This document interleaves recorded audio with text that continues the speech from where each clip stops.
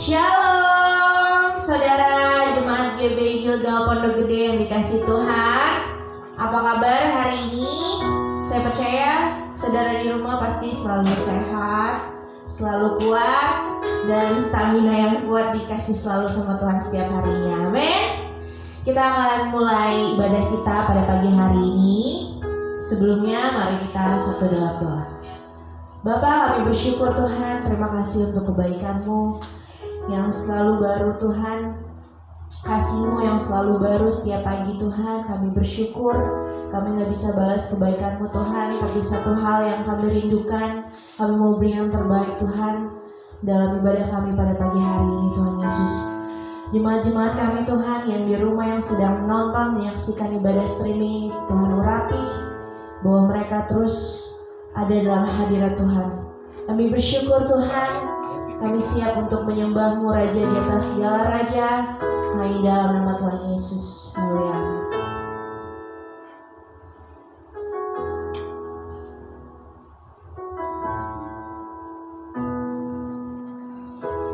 Banyak yang Kau perbuat di dalam hidupku, rancangan indahmu terjadi di hidupku. Bapa yang mengerti segala yang ku perlu. Kasih-Mu sempurna, nyata dalam hidupku. Ku bersyukur Bapa, ku bersyukur Tuhan buat kasih setiamu di dalam hidupku. Ku bersyukur,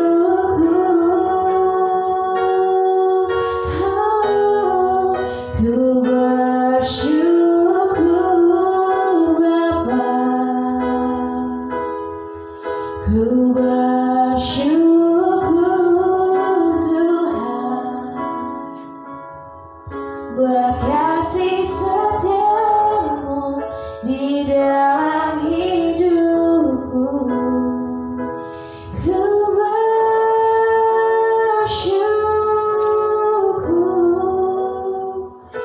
Tuhan,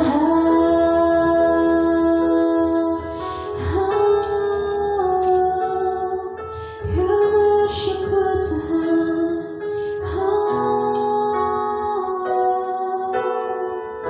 Banyak yang Kau perbuat di dalam hidupku, rancangan indahmu terjadi di hidupku.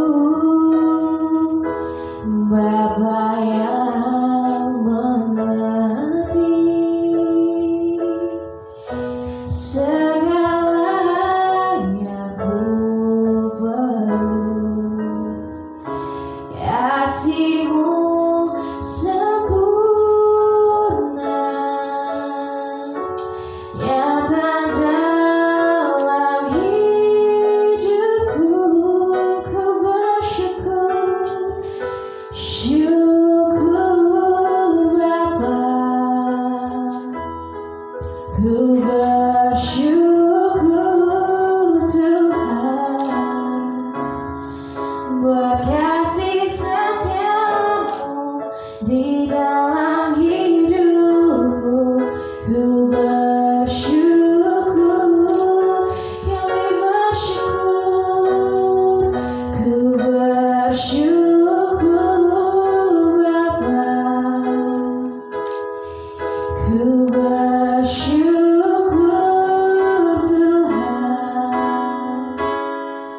buat kasih setiamu di dalam hidupku. Ku bersyukur Tuhan, ku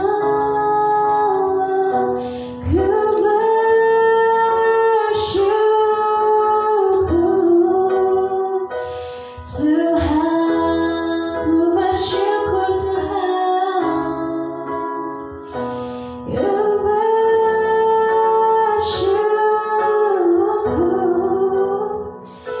Tuhan Yesus. Kami bersyukur Tuhan, kami bersyukur Bapa buat kasih setiamu Tuhan yang selalu baru dalam hidup kami. Haleluya, kami menyembahmu Tuhan, kami menyembahmu Bapa, kami merasakan hadiratmu nyata.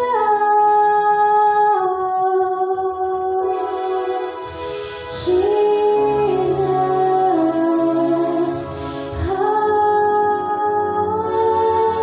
Kau sembah, kami selalu bersekutu denganmu Tuhan Yesus.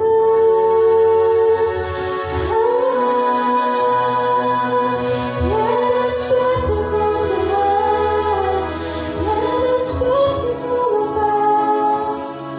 Kau yang sungguh, Kau yang sungguh melakukan segala pekerjaan. Jesus, Engkau luar biasa, kami sembahkan Tuhan. Ku ingin selalu bersekutu denganmu, menikmati hadiratmu, biarlah Rohmu tinggal dalam hidupku. Sungguh indah bersamamu selamanya.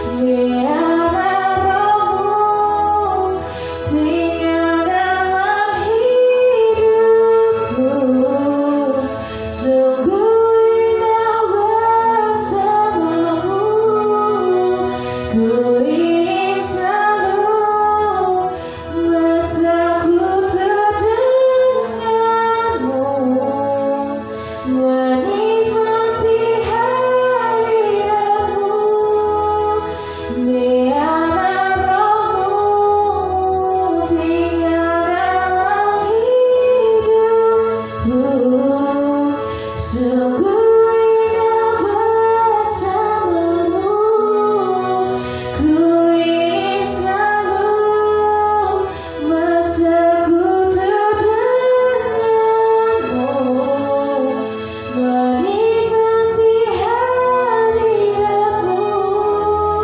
Biarlah rohmu tinggal dalam hidupku. Sungguh indah bersamamu, ku ingin selalu bersekutu denganmu, nikmati hadiratmu. Biarlah rohmu tinggal dalam hidupku. Sungguh indah bersamamu selamanya. Sungguh indah bersamamu. Sungguh indah bersamamu selamanya.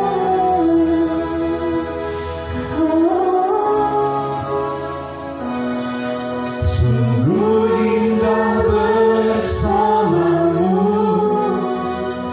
selamanya. Kami bersyukur Bapa di surga, di dalam nama Tuhan Yesus, untuk anugerah kasih setia-Mu bagi kami. Kami mau mendengar kebenaran firman-Mu, urapi hamba-Mu. Urapi kami semua, sekalipun kami yang ada di rumah. Kami percaya hadirat Allah ada di sana juga. Mari Bapa, Engkau berbicara kepada kami. Biarlah kebenaran firman Allah sejauh siapapun yang mendengarkan firman Tuhan. Biarlah Tuhan mereka dijamah, diberkati, dan mengalami lawatan Tuhan, perjumpaan dengan kebenaran-Mu. Mari Bapa, Engkau berbicara kepada kami sudah siap mendengarkannya. Di dalam nama Tuhan Yesus Kristus. Haleluya. Amin, amin, amin. Shalom semuanya. Apa kabar? Selamat pagi saudara. Pastikan saudara mengikuti ibadah dengan hati yang bersih, hati yang penuh kerinduan berjumpa dengan Tuhan. Dan juga pastikan saudara sudah mandi semuanya, sudah rapi, karena kita mau menghadap Raja di atas segala raja. Nah, hari ini saya akan share tentang kita kembali kepada prinsip firman Tuhan, karena ada banyak kita lihat di media sosial dimanapun orang-orang mulai mengejek tentang segala nubuatan, mengejek tentang segala apa yang disampaikan. Nah, saya mau sampaikan bahwa mari kita kembali lagi kepada firman Tuhan. Ya, Anda mau mempertimbangkan nubuatan atau lu buat, saudara, kita yang penting kita kembali kepada dasar firman Allah, apa yang Tuhan sampaikan. Sebab segala sesuatu yang disampaikan selalu dasarnya adalah firman Allah. Dan Anda juga dan saya, ketika saudara melihat hamba-hamba Tuhan sementara bernubuat atau menyampaikan sesuatu, kita nggak usah mengejek. Misalnya kok belum terjadi, nggak apa-apa. Nanti pasti akan terjadi kalau itu benar yang dari Tuhan. Kita nggak perlu membuli. Nah, untuk itu saudara yang kekasih dalam Tuhan, di hari ini iblis sementara berusaha menggoda kita untuk kita tidak kembali kepada firman Allah, tetapi mengikuti apa yang menjadi godaan daripada iblis. Kita baca di dalam firman Allah Matius pasal yang keempat, ayat yang pertama sampai ayat yang ke-11. Saya akan bacakan untuk Bapak Ibu Saudara sekalian.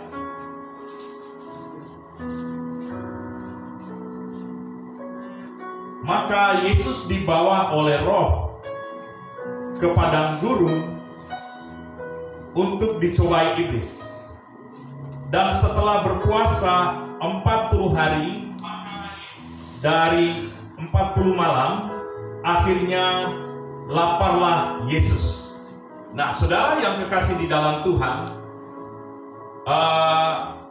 cobaan atau apapun juga yang saudara lewati di hari-hari ini, itu semua atas izin daripada Tuhan, ya. Karena Yesus sendiri aja, Roh Tuhan membawa Yesus untuk digoda, untuk dicobai.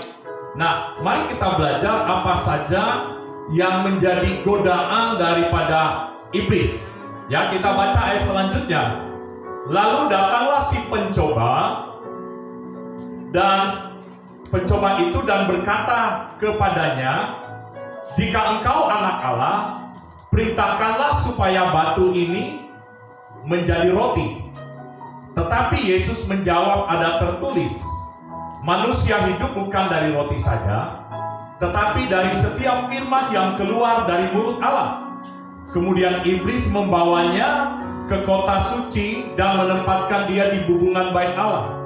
Lalu berkata kepadanya, jika engkau anak Allah, jatuhkanlah dirimu ke bawah, sebab ada tertulis mengenai engkau, ia akan memerintahkan malaikat-malaikatnya, dan mereka akan menatang engkau ke atasnya, ke atas tangannya, supaya kakimu jangan terantuk. Yesus berkata kepadanya, ada pula tertulis, janganlah engkau mencobai Tuhan Allahmu.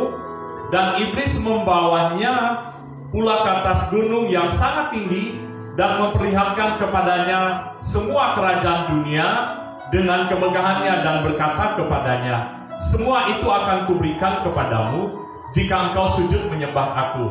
Maka berkatalah Yesus kepadanya, enyahlah iblis, sebab ada tertulis engkau harus menyembah Tuhan Allahmu, dan hanya kepada Dia sajalah engkau berbakti. Lalu iblis meninggalkan dia, dan lihatlah malaikat-malaikat datang melayani Yesus. Nah, saudara yang kekasih di dalam Tuhan, iblis menggoda Kristus. Apalagi saudara dan saya, iblis hari-hari ini seperti singa yang mengaum-ngaum, menggoda, tujuannya untuk menjatuhkan manusia, untuk menjatuhkan orang-orang yang percaya kepadanya. Nah, apa saja godaan iblis? Kalau kita nggak kuat dasar firman Allah di akhir zaman ini, maka saudara dan saya akan goyah dari godaan. Ya, iblis aja tahu firman Tuhan. Kalau saudara dan saya nggak pernah membaca dan meneliti firman Allah, maka dengan mudahnya iblis memutarbalikkan firman Tuhan, sehingga engkau lebih percaya apa yang diputarbalikkan oleh iblis. Nah, mari kita belajar kepada firman Allah di dalam Matius pasal yang keempat ini. Godaan yang pertama adalah godaan kebutuhan dan gaya hidup. Nah, saudara, iblis bilang begini, jikalau engkau anak Allah, jadikanlah roti ini, batu ini menjadi roti. Saudara, berbicara roti, berbicara makanan. Berbicara roti, berbicara tentang hal ekonomi. Nggak salah kita mau makan kalau itu kebutuhan.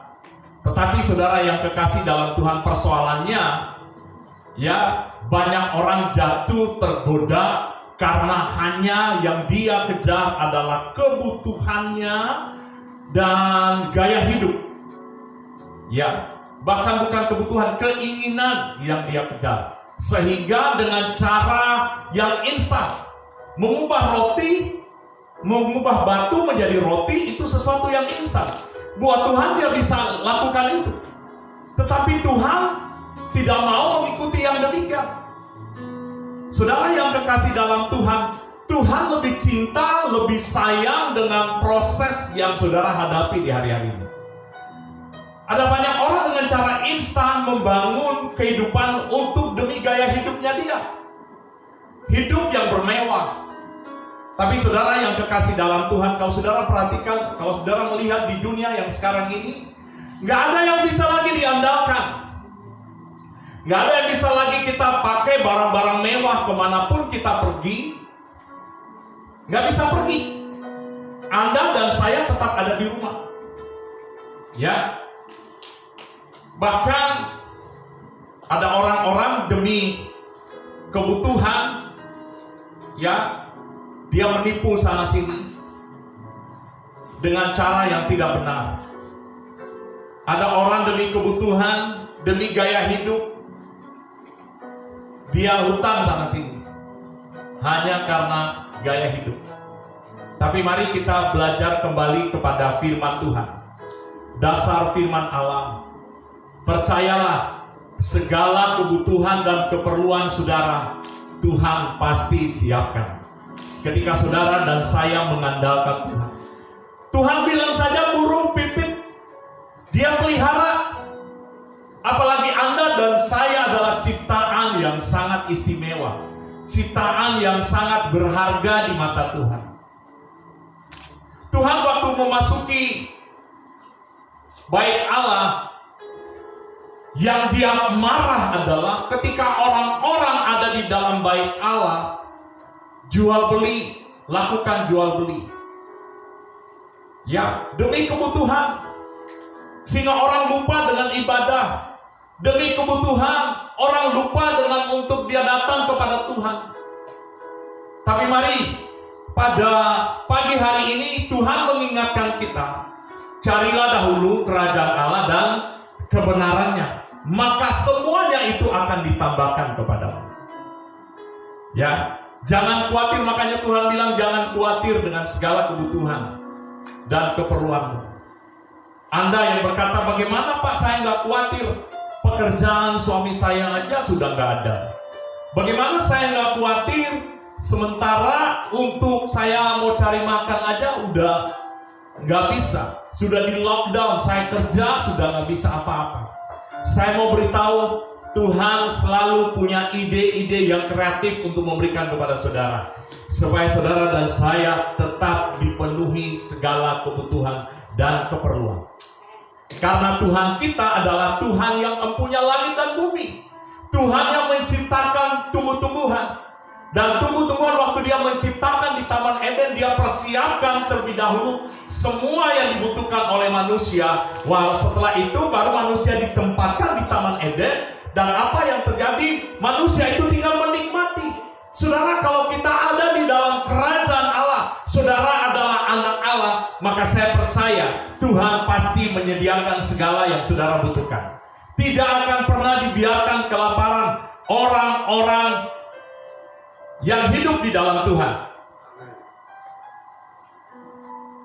Makanya saudara yang kekasih di dalam Tuhan, mari utamakan Tuhan di atas segalanya. Jangan dengan cara instan engkau mengejar sesuatu hanya karena demi kebutuhan. Kemarin saya baca di berita ada seorang anak muda 23 tahun. Dia membunuh sopir taksi online hanya demi kebutuhan, gaya hidup. Sehingga dia ditangkap oleh polisi dalam 24 jam. Dia ditangkap oleh polisi. Setelah ditanya, karena ada banyak hutang yang harus dia lakukan. Saudara yang kekasih dalam Tuhan, mari pada pagi hari ini Tuhan mengingatkan kita. Semua kita betul punya kebutuhan. Saya juga punya kebutuhan. Semua kita punya yang namanya keperluan. Tetapi mari kembali kepada firman Tuhan, bahwa jangan dengan cara yang tidak benar engkau mau mengejar kebutuhan, engkau mau mengejar semua demi perut. Tapi mari lakukan sesuai dengan firman Allah, karena firman Allah itu ya dan amin. Apa yang dia janjikan itu pasti digenapi dalam kehidupan saudara dan saya. Yang kedua, saudara, godaan yang kedua adalah godaan iman dan identitas. Saudara, waktu iblis datang menggoda kepada Yesus, iblis berkata begini, jikalau engkau anak Allah, jatuhkanlah dirimu, karena ada firman Allah tertulis bahwa diperintahkan malaikat untuk menatang engkau.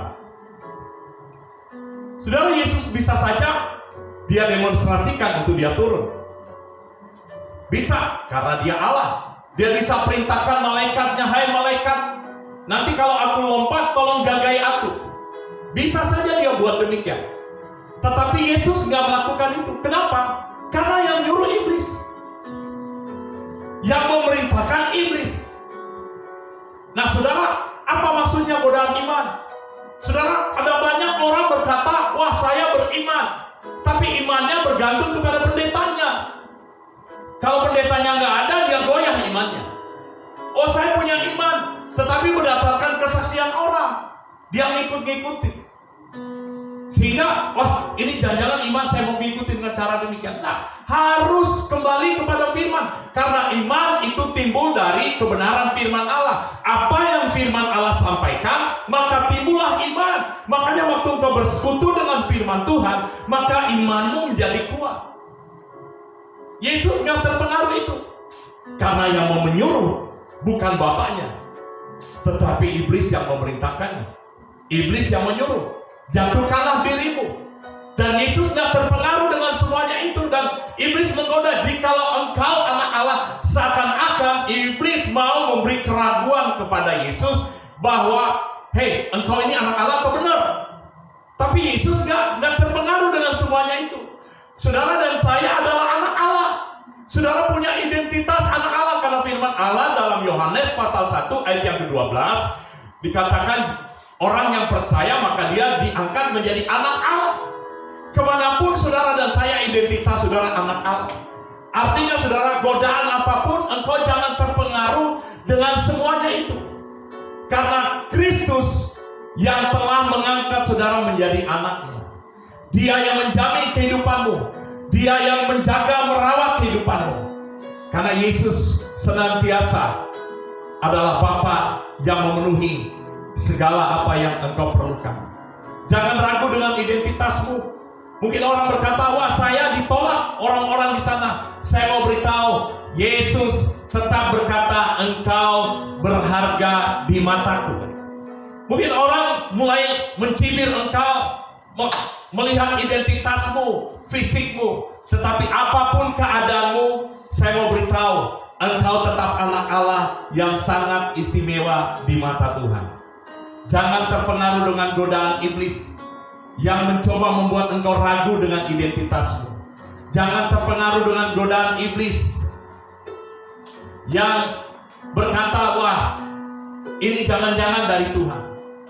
Bukankah banyak orang selalu berkata, ini dari Tuhan, ini dari Tuhan.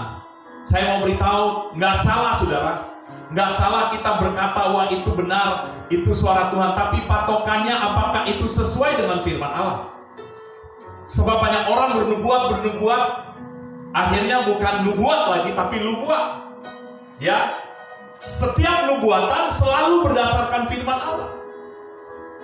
Dan juga ada orang-orang yang mencibir dengan nubuatan seperti yang saya katakan tadi, mengejek, bahkan membuli hamba Tuhan. Saya mau beritahu, jangan engkau bully, jangan engkau ejek. Karena siapa tahu itu nubuatan yang benar-benar dari Tuhan. Ya. Jangan engkau menghakimi. Karena engkau mungkin berkata, wah buktinya nggak terjadi. Ada hamba Tuhan yang mendeklarasikan, saya juga selalu mendeklarasikan, COVID berhenti. Mungkin engkau berkata, buktinya nggak terjadi. Ya nggak bisa instan. Orang Yesaya aja bernubuat, itu ratusan tahun kemudian baru terjadi. Yohanes menulis nubuatan, itu baru terjadi setelah ribuan tahun. Jadi saudara dan saya harus punya keyakinan kalau itu sesuai dengan kebenaran firman Tuhan. Saudara dan saya harus yakin bahwa apa yang disampaikan oleh firman Allah itu ya dan amin. Nah saudara yang kekasih dalam Tuhan, jangan tergoda dengan segala macam tawaran iblis. Seakan-akan itu iman, tapi sebetulnya bukan iman, tapi iman ikut-ikutan. Saya teringat dulu waktu saya, ini pernah saya saksikan, waktu saya mau pingin berangkat pulang ke Manado, ya. Dan waktu itu saya dengar kesaksian dari orang tua rohani kami, guru yang ada di Langoa, sekolah Alkitab, Ibu Tat. Dia bersaksi Tuhan menyuruh untuk dia berangkat dan tidak ada transport, saudara. Dan apa yang terjadi waktu berangkat? Ya, ini yang saya tangkap ceritanya, saya agak lupa ingat. Dia antri, saudara, antri di tempat tiket. Itu belum ada transport, belum ada apa-apanya. Tapi tepat pada waktunya Tuhan siapkan, pada waktu itu orang memberikan tiket untuk dia bisa berangkat. Saudara, saya nangkap kesaksian, tapi saya nggak baca firman Allah buat saya. Tapi saya nangkap kesaksian. Oh Tuhan, kalau dia bisa, saya pasti bisa. Seakan-akan iman yang benar. Sehingga saudara, saya ikut-ikutan antri waktu itu, padahal belum ada uang. Saya antri sampai 10 kali ngantri, saudara. Itu pun tidak ada yang ngasih tiket sama saya. Ya, ada saksinya teman saya sampai bilang udah pulang aja gitu ya. Udah pulang aja, saya bilang enggak, saya yakin pasti Tuhan kasih. Saudara, akhirnya tidak didasari oleh firman yang saya dapat, rema yang saya dapat, tapi berdasarkan kesaksian sehingga saya mengikuti itu. Mari, makanya penting saudara dan saya untuk supaya kuat imanmu, Anda punya namanya persekutuan dengan firman setiap hari. Ketika Anda menangkap firman rema, maka itu menjadi firman iman dalam hidupmu.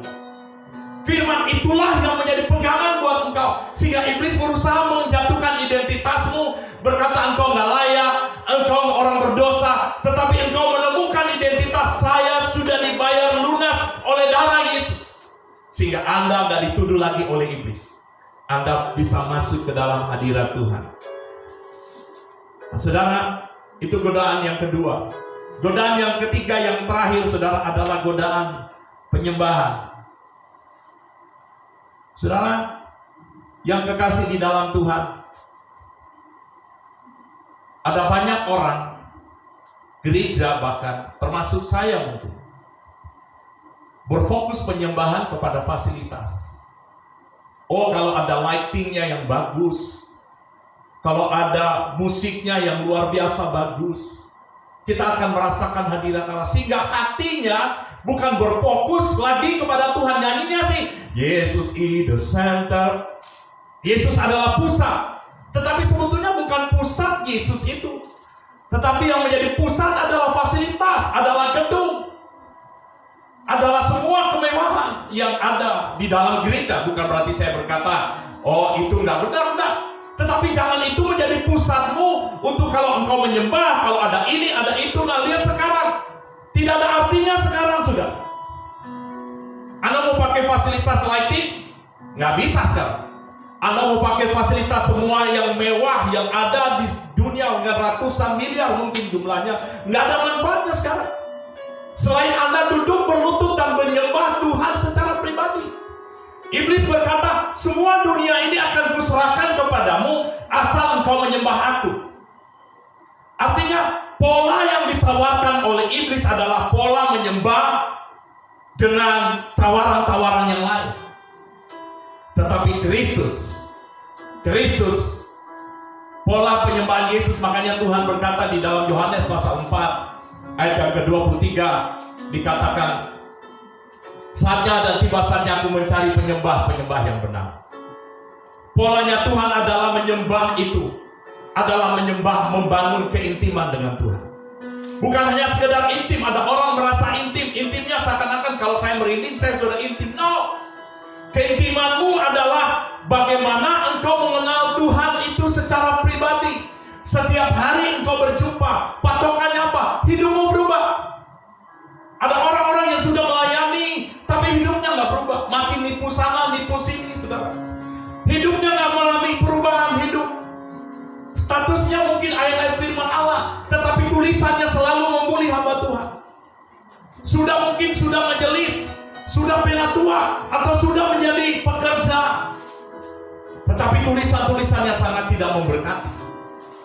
Sebetulnya orang-orang yang demikian, orang-orang yang tidak mengenal Allah yang sesungguhnya. Kalau engkau mengenal Allah, hidupmu, cara bicaramu, tingkah lakumu punya pola yang diubah oleh Tuhan. Iblis menawarkan penyembahan tanpa keintiman, saudara. Banyak orang, banyak gereja anak-anak Tuhan datang menyembah supaya diberkati oleh Tuhan, datang menyembah supaya mengalami kesembuhan. Tidak salah, saudara. Tetapi saudara, mari kembali kepada firman Allah. Jadikan Tuhan itu sebagai sumber penyembahanmu. Tuhan di atas segalanya sampai engkau mengenal Tuhan. Seperti Yakub. Yakub berkata, aku tidak akan melepaskan engkau sebelum engkau memberkati aku, dan aku rindu mengenal siapa namamu. Inilah penyembahan yang Tuhan mau di dalam gereja. Bukan fasilitas yang megah, bukan semua AC yang bagus, bukan berarti kita nggak perlu itu. Tetapi jangan itu menjadi fokusmu. Tetapi fokusmu adalah Kristus yang engkau sembah di atas segalanya. Bangun kehidupan Kristus dalam hidupmu. Jadi contoh, jadi berkat bagi banyak orang. Saudara, di hari-hari ini kita gereja mengalami pukulan berat mungkin. Ya, saya kadang-kadang kalau orang melihat, waduh, punya gereja punya lighting yang bagus, semuanya artis luar biasa, punya flower yang bagus, tapi sekarang tidak ada artinya. Ya, kalau flowermu hanya datang menyembah engkau, maka itu penyembahan iblis yang ditawarkan. Kalau flowermu mencari, wah ini bagus, khotbah ini bagus, yang dia idolakan adalah pendeta, yang dia idolakan adalah hamba Tuhan ini, hamba Tuhan itu. Maka saudara yang kekasih, itu adalah cara iblis untuk menipu engkau. Mari kembali kepada firman Allah, bahwa firman Allah, Tuhan mau saudara dan saya menyembah Tuhan. Dia yang menjadi fokus utama kita, dia yang menjadi center utama kita, sehingga waktu saudara datang benar-benar rindu berjumpa dengan Tuhan. Mari saudara yang kekasih dalam Tuhan, jangan sampai kita mengaku sebagai orang yang percaya kepada Kristus, tapi pada waktu Yesus datang kali yang kedua, dia berkata, aku tidak mengenal engkau, enyalah engkau pembuat kejahatan. Ini yang menjadi pertanyaan juga bagi kita, bagi saya pribadi. Adakah kita mengenal Tuhan? Karena Tuhan berkata, aku tidak mengenal, artinya aku tidak ginosko dengan engkau. Aku gak ada keintiman dengan engkau. Mari setiap kita jemaat Tuhan yang ada di rumah, bangun hubungan keintimanmu dengan Tuhan setiap hari, setiap saat, sampai engkau mengenal Tuhan, sampai engkau mengenal siapa dia sesungguhnya. Mungkin engkau berkata, Pak, saya udah nyembah Tuhan, tapi kok karakter saya masih belum berubah. Terus, sampai kapan? Sampai engkau mengalami perubahan hidup. Karena setiap kali engkau berjumpa dengan Tuhan, hidupmu berubah. Jangan engkau berkata, aku berubah karena aku nyembah Tuhan, tapi kelakuanmu belum berubah. Maka sebetulnya engkau bukan seorang penyembah. Seorang penyembah adalah seorang yang hidupnya diubah oleh Tuhan. Sakeus, seorang pemungut cukai, dia yang memeras, dia yang semuanya lakukan penipuan, maaf cuma pajak yang ada. Tapi waktu dia berjumpa dengan Tuhan, hidupnya berubah. Inilah penyembahan yang sesungguhnya. Bukan gaya hidup yang mewah berubah. Ada orang-orang yang menilai, wah pendeta kalau nggak ada mobil, kalau nggak ada ini nggak sukses. Ya, pendeta harus punya iman dong. Ya gimana yang di kampung, saudara? Apakah mereka memang orang-orang yang nggak diberkati oleh Tuhan? Ya, ngapain kalau itu ke kampung lah? Mereka dipakai Tuhan untuk suatu misi yang luar biasa. Bukan berarti nggak sukses mereka. Justru mereka mendapat panggilan yang luar biasa. Kalau mau ukuran, wah ini pendetanya berhasil nih. Kenapa? Karena ada ribuan, ratusan ribu orang. Ukurannya selalu adalah ukuran gaya hidup, sukses sesuai dengan apa kata dunia. Tapi pertanyaannya, apakah Nabi Nuh sukses menurut ukuran dunia? Nabi Nuh khotbahnya selama ratusan tahun cuma bahaya banjir, ada banjir. Khotbahnya itu bertobatlah, ada banjir. Tetapi yang selamat cuma 8 orang. Ukuran manusia, Nuh gagal. Kenapa? Jemaatnya cuma keluarga yang ada. Tapi di mata Tuhan, Nuh hidup bergaul dengan Allah. No, hidup berkenan dengan Allah. Artinya bukan berarti kita berkata, oh kalau itu nggak perlu jemaat yang banyak. Saudara, artinya begini, mari pusat, mau ribuan apapun jemaat, mau banyak, mau punya rumah, mau apa-apa, tapi pusatnya selalu adalah Kristus di atas segalanya. Bangun gaya hidupmu, gaya hidup yang menyembah. Jangan mengikuti gaya hidup dunia. Ya saya nggak menghakimi, tapi ini kenyataan yang ada. Ya, sekarang orang lebih ke apa yang ada di dalam, yang dia pakai, apa yang dilihat. Bahkan termasuk kami hamba Tuhan pendeta, ya, dilihat oleh jemaat yang punya kemewahan semuanya, tetapi sekarang apakah bisa dipakai? Nggak bisa. Ya, seorang hamba Tuhan harus hidup sederhana. Ya, sekalipun engkau punya rumah, tetapi tetaplah hidup sederhana. Hidup sederhana. Karena bagaimana orang-orang yang di bawah mau datang ke gereja karena mereka sudah punya pola, wah, ini gereja mewah. Ini gereja ini. Bukan berarti saya nggak, bukan berarti saya ini berarti nggak hidup, orang yang di sana hidupnya nggak benar, enggak. Tetapi mari, kembali lagi kepada firman Tuhan. Ya, Yohanes pakai kulit domba dengan ini, makanan belalang aja kok, tapi dipelihara oleh Tuhan, tapi menggemparkan dunia.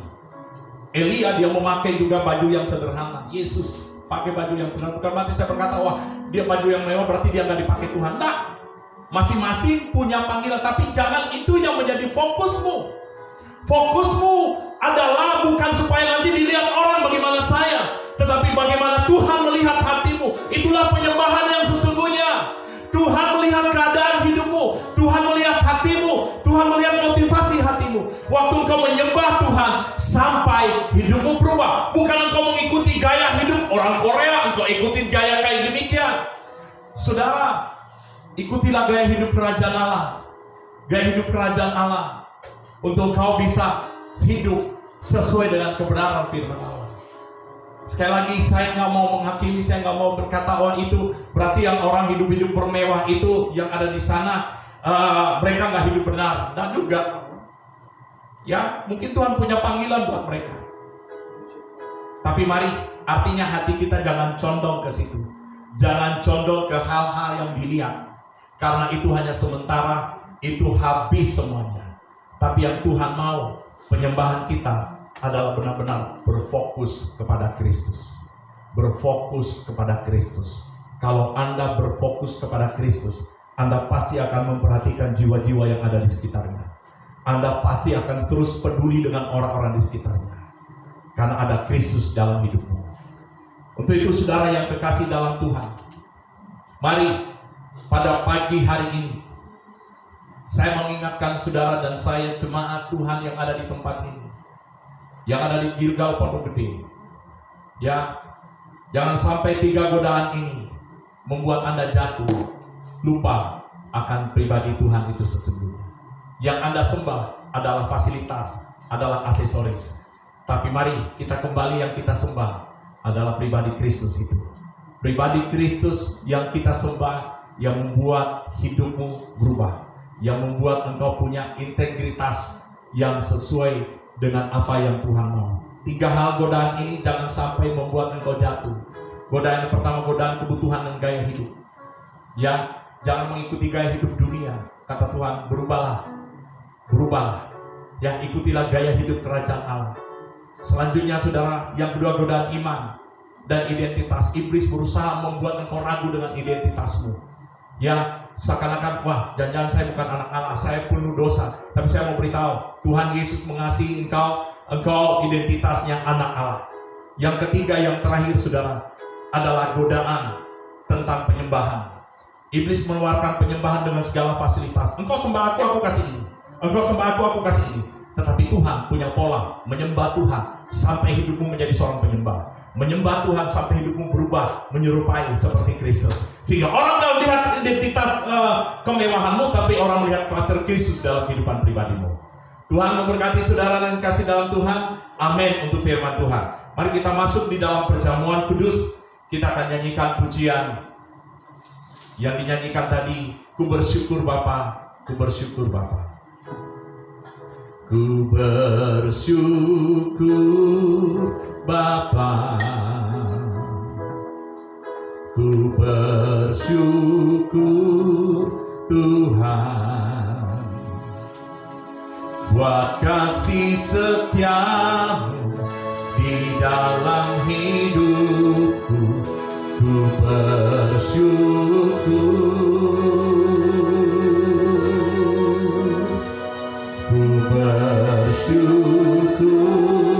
Bapa, ku bersyukur Tuhan, buat kasih setiamu di dalam hidupku. Ku bersyukur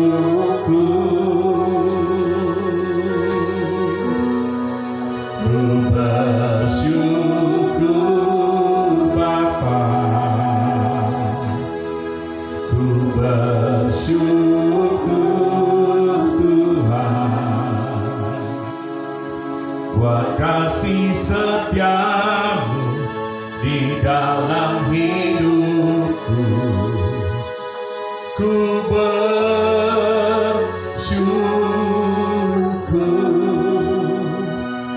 Tuhan. Mari kita berdoa untuk roti yang ada di depanmu, di rumahmu. Engkau punya roti atau engkau tidak ada roti, engkau ambil biskuit, anggur atau teh. Kita berdoa bersama-sama. Mari arahkan tanganmu kepada roti dan anggur. Kita berdoa Bapa di dalam nama Tuhan Yesus. Kami berdoa memberkati, Engkau memberkati roti dan anggur ini. Kuduskan dengan kuasa firman-Mu. Engkau ubahkan menjadi tubuh dan darah Kristus. Sehingga kami yang makan mengalami Engkau. Kami yang sakit disembuhkan. Kami yang lemah diberi kekuatan. Kami yang mengalami jalan buntu dibukakan jalan. Kami berdoa dalam perjamuan ini bukan sekedar sesuatu rutinitas, tapi kami mengingat akan kasih Tuhan. Kami mengingat pengorbanan-Mu di atas kayu salib. Kami berdoa, kami percaya ketika kami makan roti ini dan minum cawan ini, kami menyatu dengan Engkau. Kami bersyukur Bapa di dalam nama Tuhan Yesus Kristus. Amin. Ku bersyukur Bapa, ku bersyukur Tuhan, buat kasih setiamu di dalam hidupku. Ku bersyukur. Mari angkat roti di atas kepalamu. Ku bersyukur Bapa, ku bersyukur Tuhan, buat kasih setiamu, buat kasih setiamu di dalam hidupku. Ku bersyukur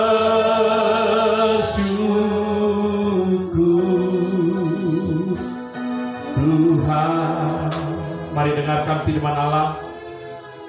Sebab apa yang telah kuteruskan kepadamu telah aku terima dari Tuhan, yaitu bahwa Tuhan Yesus pada malam waktu ia diserahkan mengambil roti, dan sesudah itu ia mengucap syukur atasnya, ia memecah-mecahkannya dan berkata, inilah tubuhku yang diserahkan bagi kamu. Perbuatlah ini menjadi peringatan akan aku.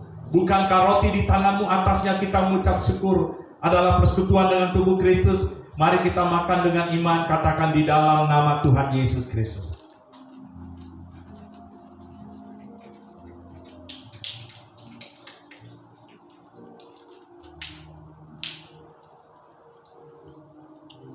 Mari angkat cawan di atas kepala kita sebagai lambang dari darah Yesus Kristus. Darah Yesus telah menyucikan saudara. Darah Yesus memberi kemenangan. Darah Yesus menebus. Dan darah Yesus sanggup menyembuhkan segala penyakitmu. Dengarkan firman Allah. Demikian juga ia mengambil cawan sesudah makan, lalu berkata, cawan ini adalah perjanjian baru yang dimeteraikan oleh darahku. Perbuatlah ini setiap kali kamu meminumnya menjadi peringatan akan aku. Sebab setiap kali kamu makan roti ini dan minum cawan ini, kamu memberitakan kematian Tuhan sampai Ia datang. Bukankah cawan di tanganmu, atasnya kita mengucap syukur, adalah persekutuan dengan darah Yesus? Mari kita minum dengan iman, katakan di dalam nama Tuhan Yesus Kristus. Thank you Lord. Terima kasih Tuhan Yesus. Kami bersyukur kepadamu Bapa. Terima kasih Tuhan Yesus. Terima kasih Tuhan Yesus. Haleluya. Kita nyanyikan pujian ini sekali lagi. Ku bersyukur Bapa. Ku bersyukur Bapa. Ku bersyukur Tuhan, buat kasih setiamu di dalam hidupku. Ku bersyukur,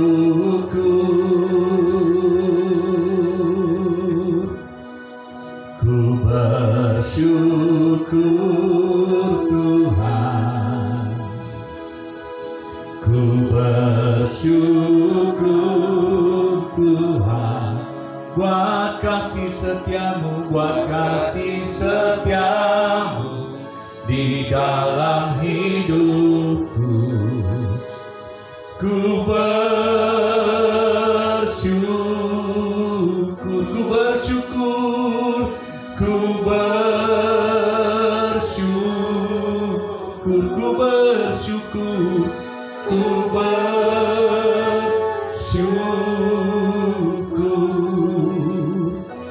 Tuhan. Mari sembah Dia, haleluya, haleluya. Yesus, kami menyembah-Mu. Kaulah pusat kami, pusat kehidupan kami Bapa. Haleluya, glory, haleluya.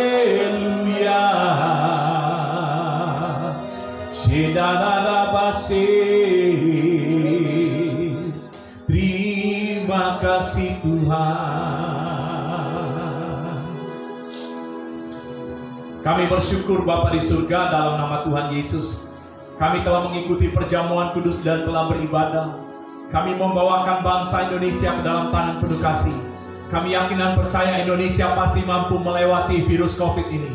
Dan kami mau deklarasikan di dalam nama Tuhan Yesus, virus COVID ini berhenti di dalam nama Yesus yang berkuasa. Kami berdoa untuk keadaan ekonomi, biar ekonomi bangsa ini tetap tegak berdiri Tuhan, tetap menjadi terang sesuai dengan janji firman-Mu. Tuhan, bangsa ini Tuhan akan menjadi terang Tuhan. Kami berdoa di dalam nama Yesus Kristus. Terima kasih Tuhan Yesus.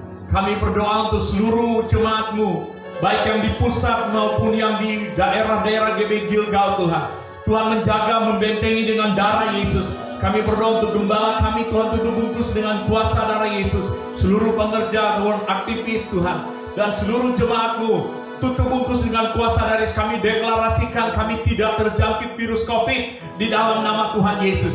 Tuhan menjaga, melindungi. Bahkan kami berdoa untuk anak-anak Tuhan dimanapun berada, biar mereka bangkit menjadi terang Tuhan. Mereka Tuhan hidup di dalam kekudusan-Mu Bapa. Terima kasih Tuhan. Pemerintahan yang ada terus pemerintahan yang takut akan Tuhan.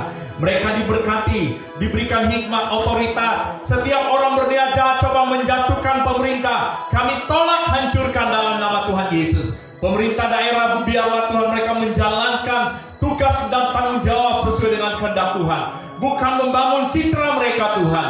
Kami berdoa mereka punya roh penundukan kepada pemerintah pusat. Kami berdoa di dalam nama Tuhan Yesus. Terima kasih Tuhan. Semua yang sudah melayani, baik pemain musik, kreativitas, kreatif Tuhan, tim kreatif, dan juga worship leader, semuanya diberkati oleh Tuhan. Kami berdoa dalam nama Yesus. Kami pulang Tuhan sertai, dan kami yang ada di rumah Tuhan tetap menjaga, melindungi kami. Dan setiap usaha pekerjaan, usaha-usaha orang diberkati Tuhan. Anak-anak-Mu yang yang memiliki usaha diberkati. Di tengah virus COVID ini kami percaya anak-anak Tuhan tampil beda, diberkati oleh Tuhan. Di dalam nama Yesus Kristus. Mereka yang bekerja diberkati pekerjaan mereka. Buat mereka punya rasa syukur di tengah-tengah orang-orang yang dihentikan pekerjaan, tapi mereka masih tetap bekerja. Terus mereka bersyukur. Dan mereka yang mengalami, oh Tuhan, PHK, kami berdoa diberi kekuatan Tuhan. Engkau memberikan kreativitas yang baru, supaya mereka punya sesuatu yang bisa menghasilkan hal-hal yang dahsyat. Untuk mereka mengandalkan Tuhan. Kami berdoa di dalam nama Tuhan Yesus. Terima kasih Bapa, kami bersyukur kepadamu. Ibadah kita sudah selesai. Terima berkat daripada Allah Bapa. Tuhan menyinari engkau dengan wajahnya selalu. Tuhan menyertai engkau kemanapun engkau pergi. Diberkatilah engkau di rumahmu. Diberkatilah engkau di perjalananmu. Diberkatilah engkau kesehatanmu. Diberkatilah keluargamu. Tuhan membentengi engkau dengan anugerahnya. Biarlah damai sejahtera daripada Allah Bapa, kasih sayang daripada Tuhan Yesus, persekutuan di dalam kuasa Roh Kudus menyertai kita pada pagi hari ini. Sampai Yesus datang menjemput kita, kita tetap setia di dalam nama Yesus. Haleluya, amin. Selamat siang, Tuhan memberkati. Jangan lupa saudara tetap di rumah, ikuti aturan PSBB yang sudah ditetapkan. Dan jaga kesehatan kita, tetap bersukacita, tetap semangat, karena pasti kita mampu melewati semuanya ini. Selamat hari Minggu, Tuhan memberkati kita semua. Amin, amin, amin.